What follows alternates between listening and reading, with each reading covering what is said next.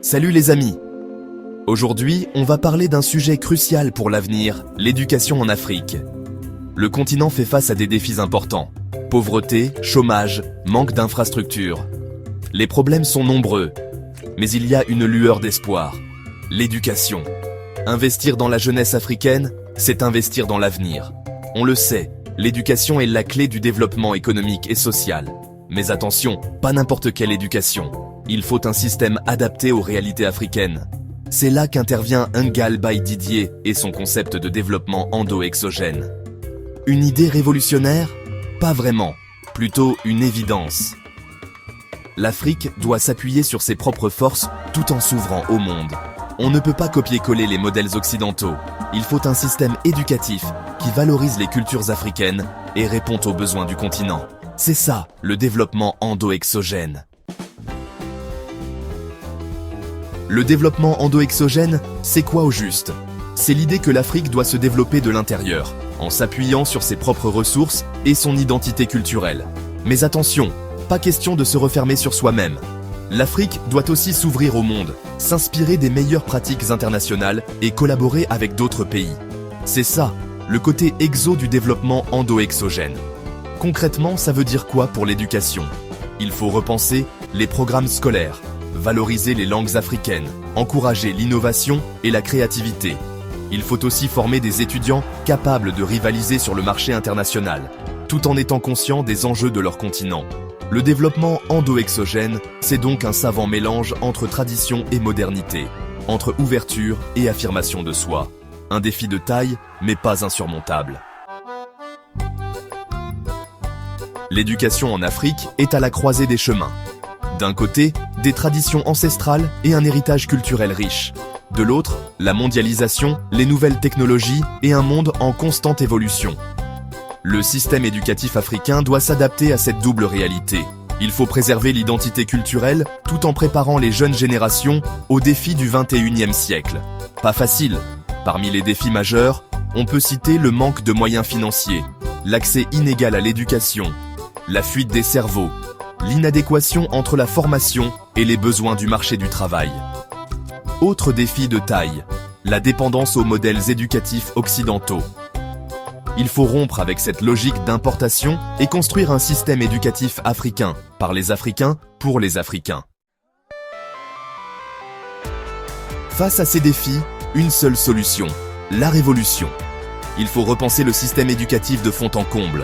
Fini la théorie à outrance, place à la pratique. Il faut privilégier l'apprentissage par l'action, le travail en groupe, l'esprit critique. Il faut aussi encourager l'innovation pédagogique, l'utilisation des nouvelles technologies et l'apprentissage tout au long de la vie. La réforme de l'enseignement supérieur est une priorité absolue. L'université doit redevenir un lieu de savoir, de recherche et d'innovation. Elle doit former des citoyens éclairés, capables de contribuer au développement de leur pays. Bref, il faut une véritable révolution culturelle pour que l'éducation devienne un véritable levier de développement pour l'Afrique. Section 5. L'enseignement hybride. Connecter l'Afrique au monde. L'enseignement hybride, c'est la nouvelle star de l'éducation. Un mélange de cours en ligne et de cours en présentiel qui permet de s'adapter aux besoins de chacun. Et ça tombe bien, car l'Afrique a un potentiel énorme dans le domaine du numérique.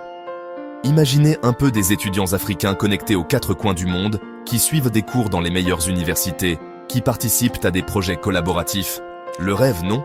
L'enseignement hybride, c'est aussi l'occasion de pallier le manque d'infrastructures et de professeurs qualifiés.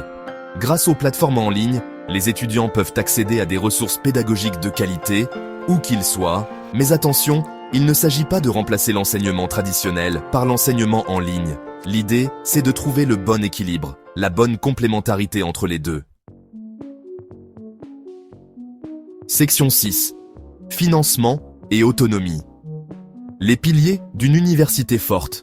On le sait, l'éducation coûte cher, et l'Afrique manque cruellement de moyens financiers. Alors comment faire? Il faut que les États africains investissent massivement dans l'éducation. C'est une question de priorité. Mais l'argent ne fait pas tout. Il faut aussi donner plus d'autonomie aux universités. Libérées des contraintes administratives et politiques, elles pourront enfin se concentrer sur leur cœur de métier, l'enseignement et la recherche. L'autonomie financière est également essentielle. Les universités doivent de pouvoir diversifier leurs sources de financement, en nouant des partenariats avec le secteur privé par exemple.